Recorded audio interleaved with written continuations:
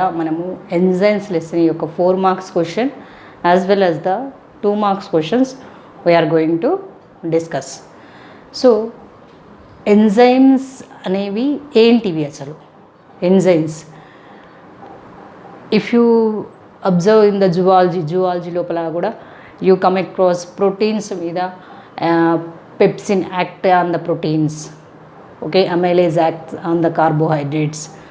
So ఒక reaction జరిగే రియాక్షన్ని స్పీడప్ చేయడానికి ఎంజైమ్స్ అనేవి they increase the rate of reaction.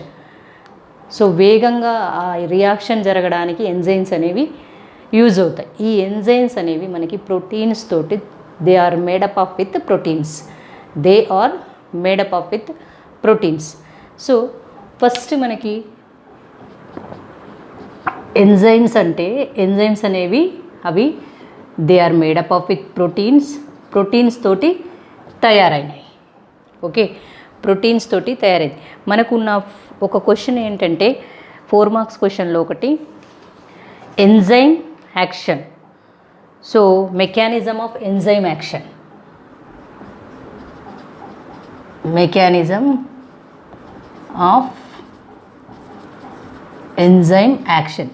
So ఆ మెకానిజం ఆఫ్ ఎంజైమ్ యాక్షన్ చెప్పడానికి ముందు మనం కొంత which must know about the information regarding the enzymes. So ఈ ఎంజైమ్స్ అన్నీ ప్రోటీన్స్తో చేయబడతాయి. ఈ ఎంజైమ్ లోపల 2 పార్ట్స్ ఉంటాయి, protein part, non protein part. That will come in the next question. So enzymes అన్నీ ప్రోటీన్స్. ఈ ఎంజైమ్స్ ఏంటంటే టెర్షరీ స్ట్రక్చర్లో ఉంటాయి. ఈ ప్రోటీన్స్ ఏర్పడ్డప్పుడు ఈ టెర్షరీ స్ట్రక్చర్ లోపల వాటి లోపల కొన్ని పాకెట్స్ లాంటివి లేదా వాటిని మనము క్రివిసెస్ అంటే గాడులు లాంటి స్ట్రక్చర్స్ ఏర్పడతాయి. ఆ ఎంజైమ్స్ అనేది స్ట్రక్చర్ ఏర్పడ్డప్పుడు మెలికలు తిరగడం వల్ల దాని లోపల పాకెట్స్ లాంటి స్ట్రక్చర్స్ అనేవి ఏర్పడతాయి. సో ఏవైతే ఆ పాకెట్స్ లాంటి స్ట్రక్చర్స్ ఏర్పడతాయో వాటిని మనం ఏమంటామంటే యాక్టివ్ సైట్స్ అంటాం. ఫర్ ఎగ్జాంపుల్ మనము ఒక ఎంజైమ్ తీసుకుందాం. ప్రోటీన్స్ మీద యాక్ట్ చేసే enzyme protease. Enzymes name end with ase. So proteins మీద the enzyme which act protease. So ఈ ప్రోటీయేజ్ ఎంజైమ్ లోపల ఈ ఉన్న క్రివిసెస్ లోపల ఈ యాక్టివ్ సైట్స్ లోపల ఈ ప్రోటీన్ మాలిక్యూల్ అనేది బైండ్ అవుతుంది. ఓకే, సో అది కూడా మీరు when you read the lesson చదివినప్పుడు మీకు సో యాక్టివ్ సైట్ అంటే ఏంటిదంటే the place where the substrate is going to bind. మరి సబ్స్ట్రేట్ అంటే కూడా తెలవాలి కదా, substrate. So the material on which the chemical substance on which the enzyme act, దేని మీద ఈ ఎంజైమ్ వర్క్ చేస్తుందో దాన్ని మనం ఏమంటున్నామంటే సబ్స్ట్రేట్ అంటున్నాం. ఆన్ విచ్ ఇక్కడ ప్రోటీన్స్ మీద ప్రోటీయేజెస్ యాక్ట్ చేస్తుంది కాబట్టి ఈ ప్రోటీన్ అనేది ఏంటిది సబ్స్ట్రేట్ అవుతుంది. Okay, so the material which on the protein acts that is called as substrate. So during the structure of the tertiary structure, proteins tertiary, enzymes అన్నీ ప్రోటీన్సే కానీ ప్రోటీన్స్ అన్నీ మాత్రం ఎంజైమ్స్ కావు. సో ప్రోటీన్స్ ఈ tertiary structure form అయ్యేటప్పుడు fold అవుతుందన్నమాట. ఆ molecule అది ఫోల్డ్ అయినప్పుడు సో దాని లోపల కొన్ని క్రివిసెస్, కొన్ని పాకెట్స్ లాంటి స్ట్రక్చర్స్ ఏర్పడతాయి. వాటిని మనం యాక్టివ్ సైట్స్ అంటాం. ఈ యాక్టివ్ సైట్స్ లోపల మన సబ్స్ట్రేట్ మాలిక్యూల్ అనేది it goes and bind in that place. అసలు ఎంజైమ్ ఉంటే ఎట్లా ఉంటుంది, ఎంజైమ్ లేకపోతే ఎట్లా రియాక్షన్, దానికి మనం ఏమంటున్నామంటే enzymes decreases the activation energy అంటారు. Activation energy is going to be decreased by the enzymes. So ఏదైనా ఎంజైమ్స్ వాడినప్పుడు మనకు యాక్టివేషన్ ఎనర్జీ అనేది డిక్రీజ్ అవుతుంది. అది మనకి ఈ టెక్స్ట్ బుక్లో గ్రాఫ్ ఇచ్చారు. వై యాక్సిస్ లోపల they take the potential energy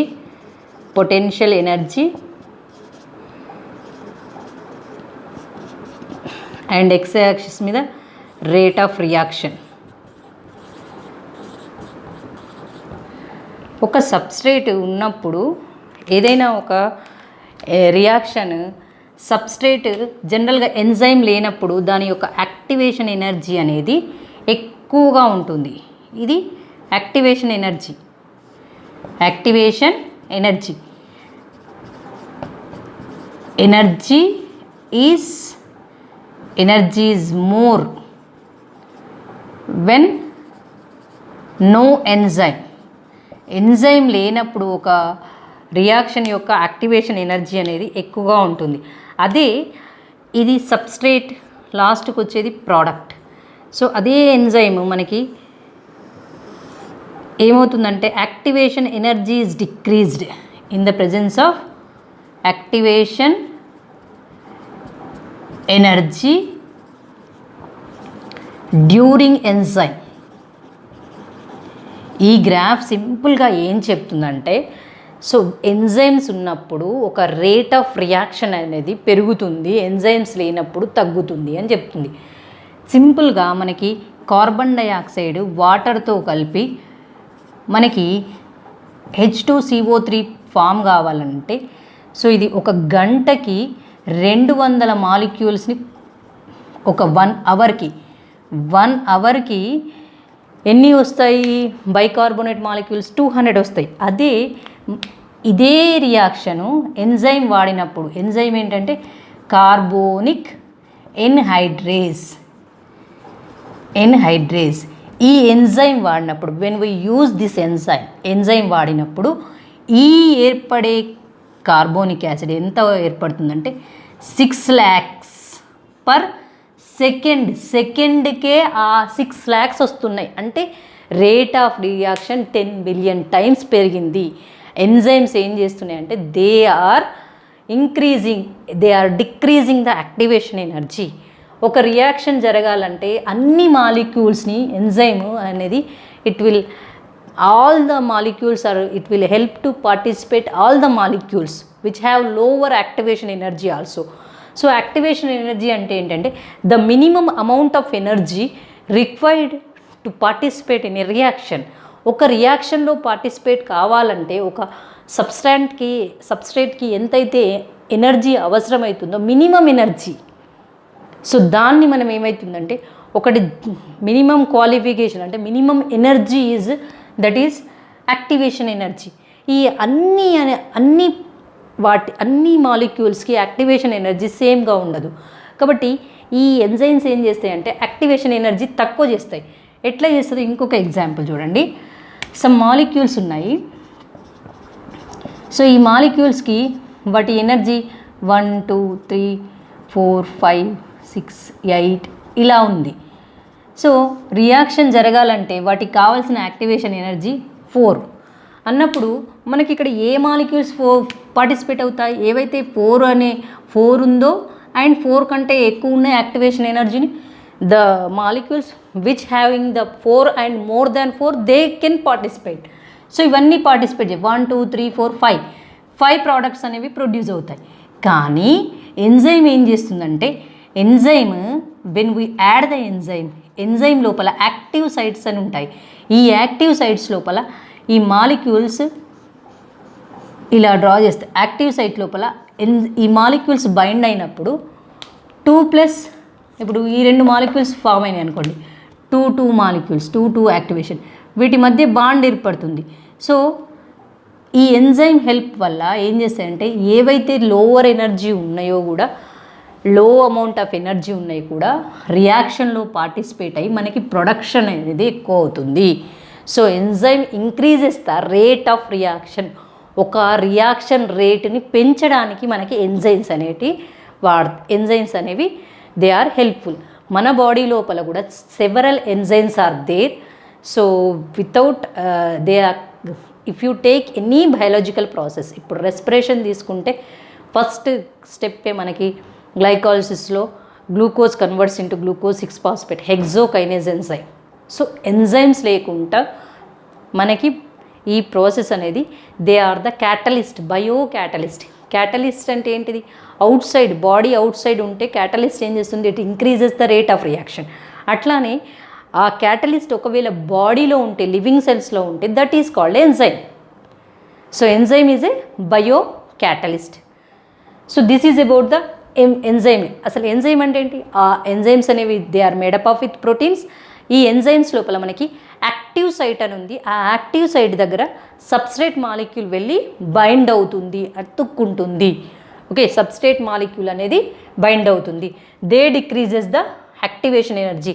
in the presence of enzyme, activation energy is decreased, and highest turnover rate enzyme is carbonic anhydrase. Highest turnover rate అంటే rate of reaction is increased. ఈ ఎంజైమ్కి highest molecules అనేవి produce అవుతుంది. Turnover rate అనేది ఎక్కువగా ఉంది ఈ ఎంజైమ్కి. So this is about information about the enzyme. Next mechanism of the simple అంటే అసలు ఎంజైమ్స్ అనేది ఫస్ట్ మనం mechanism of enzyme 4 marks question అమ్మా. Explain the mechanism of enzyme. ఇక్కడ ఒకటి మీరు బాగా గుర్తుపెట్టుకోవాలి, ఎంజైమ్ సబ్స్ట్రేట్. ఎస్ అంటే సబ్స్ట్రేట్, దేని మీద ఎంజైమ్ యాక్ట్ చేస్తుందో దాని సబ్స్ట్రేట్. సబ్స్ట్రేట్ ఫస్ట్ ఎంజైమ్కి బైండ్ అవుతుంది. ఎంజైమ్కి బైండ్ అయినప్పుడు మనకి ES complex, enzyme substrate complex అనేది ఫామ్ అవుతుంది. ఎంజైమ్ సబ్స్ట్రేట్ కాంప్లెక్స్ అనేది ఫామ్ అవుతుంది. ఈ కాంప్లెక్స్ విడిపోయి మనకి ఎంజైము మరియు ప్రోడక్ట్, పి అంటే ప్రోడక్ట్, రెండు వస్తాయి. ఓకే, ఈ stands for enzyme and P stands for product, రెండు వస్తాయి. సో ఇక్కడ ఈ ఎంజైమ్ కాంప్లెక్స్ స్టేజ్ అనేది ఇట్స్ ఏ ట్రాన్సిషన్ స్టేజ్ అంటారు. ట్రాన్సిషన్ స్టేజ్ టెంపరీగా ఎంజైమ్ సబ్స్ట్రేట్ కలిపి, ఇది ఒక్కటి జనరల్గా గుర్తుపెట్టుకుంటే మనం ఈజీగా ఈ మొత్తం ఈ 4 మార్క్స్ మనకి ఈజీగా వచ్చినట్టే. సో ఎట్లా ఫస్ట్ ఏం రాద్దాం, ఎంజైమ్, ఆల్ ఎంజైమ్స్ ఏముంటాయి, all enzymes have active sites. Active sites గురించి ఫస్ట్ రాయాలి information. All enzymes will have the active sites where the substrate molecule is going to bind. Where the ఏది bind అవుతుంది, substrate molecule. Substrate molecule bind అయ్యేదాన్ని మనం ఏమంటున్నాం, active site అంటున్నాం. First ఏమవుతుంది, the substrate molecule binds to the active site of the enzyme. Okay, enzyme active site లోపల ఇది enzyme అయితే ఇవి సబ్స్ట్రేట్ మాలిక్యూల్స్ అనుకోండి.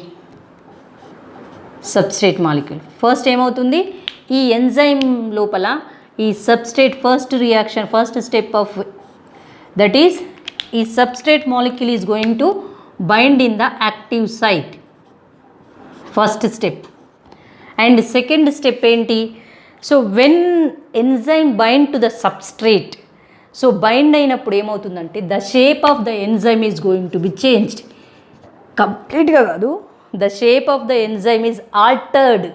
ఆల్టర్డ్ అంటే సో మారిపోతుంది. It is altered to fit the substrate molecule tightly. ఈ సబ్స్ట్రేట్ మాలిక్యూల్ని గట్టిగా పట్టుకుంటుంది అనమాట.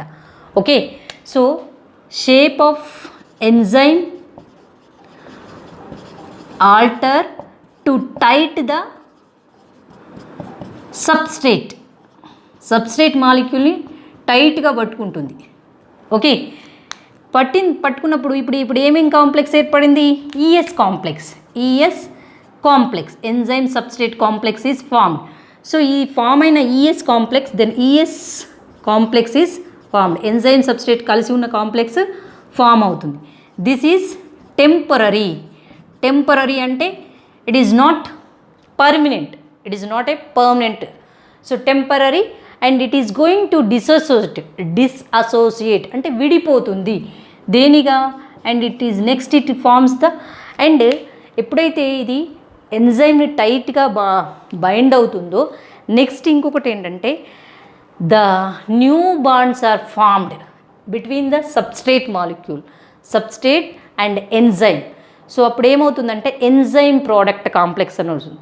So active site of the enzyme close to the when active site of the enzyme is close to the substrate, it breaks the chemical bonds of the substrate and forms the enzyme product complex. ఎప్పుడైతే ఈ active site ఈ ఉన్నదాన్ని మనం active site అంటున్నాం కదా, so ఈ active site వీటి మధ్య మనకి కెమికల్ బాండ్స్ అనేవి ఫామ్ అవుతుంది. ఈ కెమికల్స్ బాండ్ ఫామ్ అయినప్పుడు మనకి కొత్తగా ఏ కాంప్లెక్స్ ఏర్పడుతుంది, enzyme product, EP complex, enzyme product అనేది కాంప్లెక్స్ ఏర్పడుతుంది. ఈ ప్రోడక్ట్ అనేది ఇది ఏమవుతుందంటే డిసోసియేట్ అయిపోతుంది, విడిపోయి ఎంజైమ్గా ప్రోడక్ట్గా మారిపోతుంది. ఎప్పుడు కానీ గుర్తుపెట్టుకోవాల్సింది ఏంటంటే ఈ రియాక్షన్లో enzyme is not going to be changed. Enzyme అనేది ఎలా ఉందో ఫస్ట్ ఎట్లా ఉందో లాస్ట్కి వచ్చేసరికి అదే విధంగా ఉంటుంది. There is no change in its structure. దాని లోపల ఏ విధమైన మార్పు రాదు. ఇది ఎంజైమ్ మెకానిజం. అంటే what is the enzyme mechanism అంటే how enzyme is going to be work, how the enzymes are work. Enzymes ఎట్లా వర్క్ చేస్తాయి? Enzymes they have the active sites in them. So where the in that active sites so our substrate molecule is going to be bind. To bind that enzyme, to bind that, అది bind కావాలంటే the substrate molecule which will have the minimum amount of energy, దానికి కావాల్సిన minimum amount of ఎనర్జీని మనం ఏమంటున్నాం? Activation energy. So దీనికి attach కావాలి అంటే మనకి ఒక సబ్స్ట్రేట్ మాలిక్యూల్కి ఎంతో కొంత ఇక్కడ దాకా ఎంజైమ్ దగ్గర పోవడానికైనా కాస్త ఎనర్జీ కావాలి కదా, దాన్ని మనం యాక్టివేషన్ ఎనర్జీ అంటాం. సో అది ATP in the form of ATP heat రూపంలో ఎట్లానైనా it is available in the cell. So activation energy రాగానే ఎంజైమ్ సబ్స్ట్రేట్తో బైండ్ అవుతుంది, బైండ్ అయ్యి మనకి ఎంజైమ్ సబ్స్ట్రేట్ కాంప్లెక్స్ ఫామ్ అవుతుంది.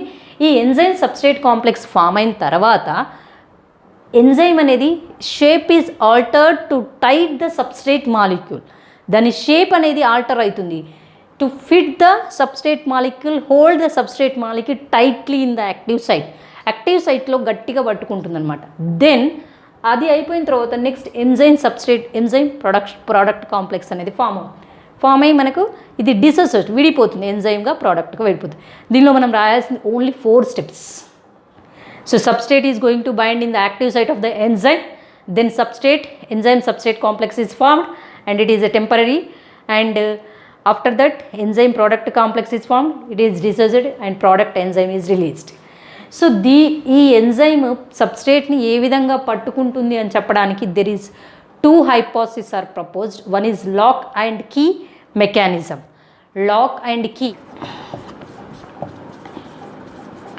ఎమిల్ ఫిషర్ అనేట ఆయన లాక్ అండ్ కీ అనేది ప్రపోజ్ చేశాడు.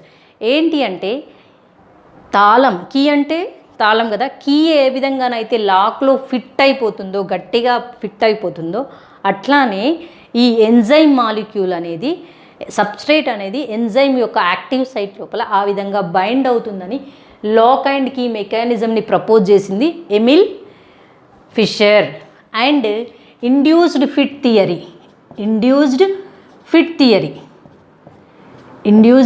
థియరీ దీన్ని ప్రపోజ్ చేసింది డేనియల్ ఈ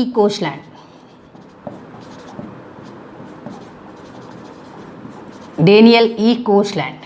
ఓకే, డేనియల్ ఈ కోష్లాండ్.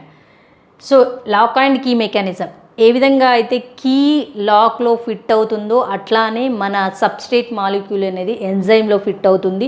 అదేవిధంగా వాటి రిలేషన్ అనేది అట్లా ఉంటుందని Emil Fischer he proposed the lock and key mechanism in the year of 1884లో ఈయన చెప్పాడు. తర్వాత Daniel Koshland induced fit theory అని చెప్పాడు. వాటి లోపల బెటరిటివ్ సైట్స్, క్యాటలిటిక్ సైట్స్ ఉంటాయి. వాటి విధంగా ఏ విధంగా బైండ్ అవుతుంది సబ్స్ట్రేట్ కానీ నెక్స్ట్ థియరీ ఈయన ప్రపోజ్ చేశాడు. సో ఇది 2 marksలో ఉంది. ఏంటి? The theory is proposed by the scientist. ఇంకా ఎంజైమ్ యాక్టివిటీని ఏవేవి ఇన్ఫ్లుయెన్స్ చేస్తాయి, ఎంజైమ్ యాక్టివిటీస్ని ఏవి ఇన్ఫ్లుయెన్స్ చేస్తాయి? ఒకటి టెంపరేచర్ పెరిగితే ఎంజైమ్ యాక్టివిటీ అనేది గ్రాడ్యువల్గా the rate of reaction is going to be increased, but some time it is going to be decreased. So optimum temperature, the temperature where the enzyme activity is high, ఎక్కడైతే enzyme activity ఎక్కువగా ఉంటుందో, ఎక్కువ enzyme activity ఉందంటే అర్థం ఏంటి? Enzyme లోపల నేను 2 active sites draw చేసిన కదా అని 2 ఉండవు ఎంజైమ్ లోపల there are several active sites are there. So active sites లోపల అన్నీ బైండ్ అయినప్పుడు రియాక్షన్ రేట్ పెరిగినప్పుడు దాన్ని ఆప్టిమమ్ టెంపరేచర్ అంటాం. Where the reaction rate is high, where the reaction rate హైగా ఉంటుందో దాన్ని మనము ఆప్టిమమ్ టెంపరేచర్ అంటాం. Optimum temperature. So optimum pH అంటే కూడా same, where the reaction rate is high, at which temperature reaction rate is high, that is optimum temperature. At which pH rate of reaction is high, that is optimum pH. So in this rate of temperature పెరిగితే మనకు ఏమవుతుంది, enzyme యొక్క activity, enzymes బాగా పనిచేయడం మొదలు పెడతాయి. కానీ ఎప్పుడైతే ఇంకా బాగా ఇంక్రీజ్ చేస్తే వాటి యాక్టివిటీ అనేది తగ్గిపోతుంది. ఎందుకు అంటే ఎంజైమ్స్ అనేవి they are made up of with proteins. ఈ ప్రోటీన్స్ హై టెంపరేచర్ లోపల దే బికమ్ డీనేచర్డ్. వాటి లోపల ఉన్న వాటి యొక్క బాండ్స్ బ్రేక్ కావడము, డీనేచర్ అనేవి అయిపోతుంది, అవి పని చేయకుండా అయిపోతాయి. ప్రోటీన్స్, ఎంజైమ్స్ అన్ని ప్రోటీన్స్తో తయారు చేయబడ్డాయి కదా, హై టెంపరేచర్ ఉన్నప్పుడు మనకి పనిచేయవు. అదేవిధంగా మనకు జనరల్గా హై టెంపరేచర్ ఉన్నప్పుడు కూడా టేస్ట్ తెలవదు, అది కూడా ఓ రీజన్. ఓకే, ప్రోటీన్స్ అనేవి డీనేచర్ అవుతాయి. లో టెంపరేచర్ దగ్గర అవి దే బికమ్ ఇన్యాక్టివ్గా ఉంటాయి. సో లో టెంపరేచర్ దగ్గర ఇన్యాక్టివ్గా ఉండి పని చేయవు, హై టెంపరేచర్లో ఉన్నప్పుడు డీనేచర్డ్ అయి పని చేయవు. pH పెరిగితే పెరుగుతుంది, pH తగ్గినప్పుడు తగ్గుతుంది. ఇంకొకటి సబ్స్ట్రేట్ కాన్సన్ట్రేషన్. ఇది చాలా యాక్టివిటీ ఎట్లా ఉంటుంది,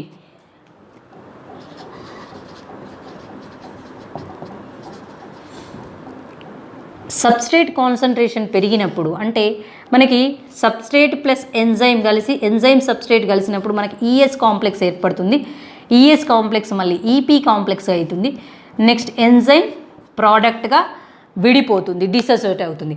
ఎప్పుడైతే మనకి రేట్ ఆఫ్ రియాక్షన్ అనేది సబ్స్ట్రేట్ ఇంక్రీజ్ అవుతే, సబ్స్ట్రేట్ ఇక్కడ సబ్స్ట్రేట్, ఇక్కడ రేట్ ఆఫ్ రియాక్షన్, ఎట్లయినా రేట్ ఆఫ్ రియాక్షన్ అనేది సబ్స్ట్రేట్ పెరిగినా కొద్ది రేట్ ఆఫ్ రియాక్షన్ ఇంక్రీజ్ అవుతుంది.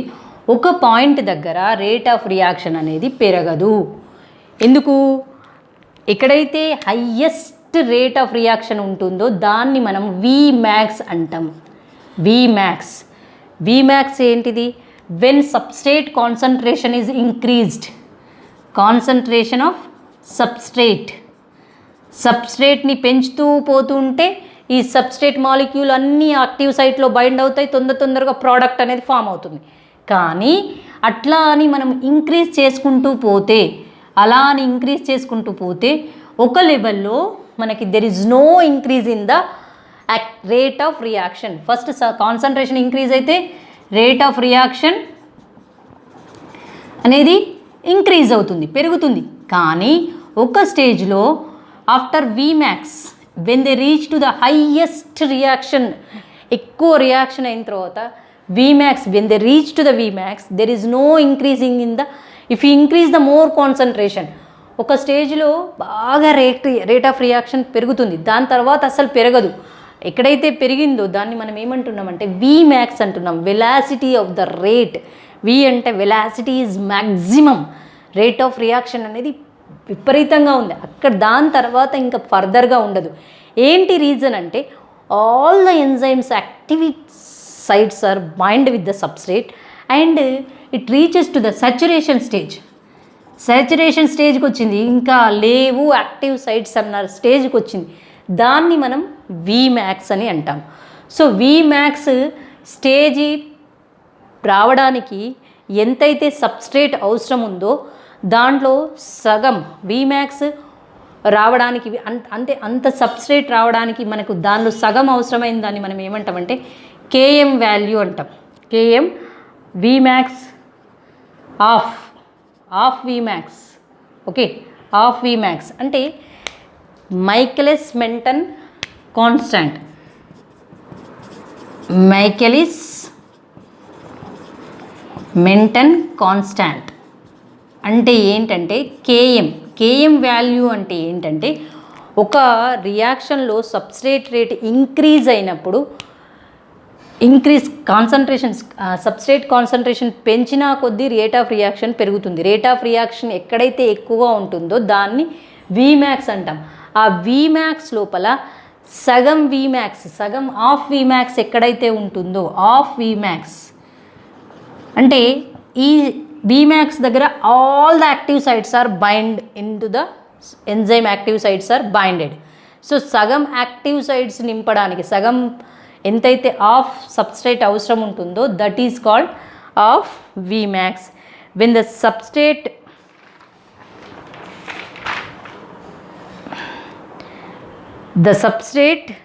concentration required to cause the off of the maximum reactor of reaction. Substrate concentration required. Substrate concentration ఎంత required? Substrate concentration required to cause off of Vmax, off of maximum reaction. Maximal reaction is called Km value.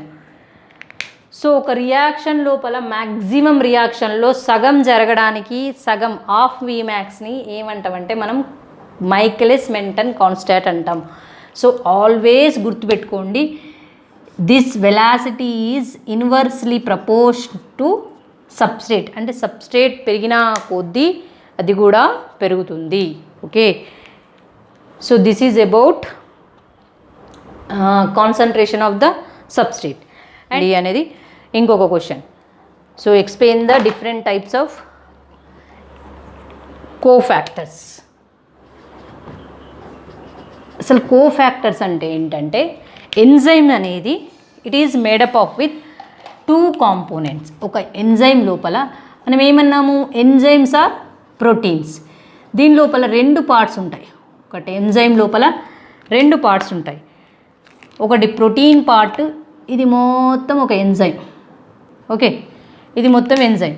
దీని లోపల protein part ఉంటుంది, non protein part ఉంటుంది. Egg లోపల ఎట్లానైతే యోల్కు లోపల ఉండి పైన white ఉంటుందో అట్లానే సో 2 పార్ట్స్ కలిస్తేనే కదా మొత్తం ఎగ్, టోటల్ ఎగ్ అని ఎప్పుడు అంటాము, వైట్ ప్లస్ ఎల్లో 2 కలిస్తే ఎగ్ అంటాం. అట్లానే ఎంజైమ్ లోపల ప్రోటీన్ పార్ట్ ఉంటుంది, ప్రోటీన్ పార్ట్. అండ్ ఒకటి ప్రోటీన్ పార్ట్ అయితే ఇంకొకటి దాన్ని ఏమనొచ్చు మనము, నాన్ ప్రోటీన్ పార్ట్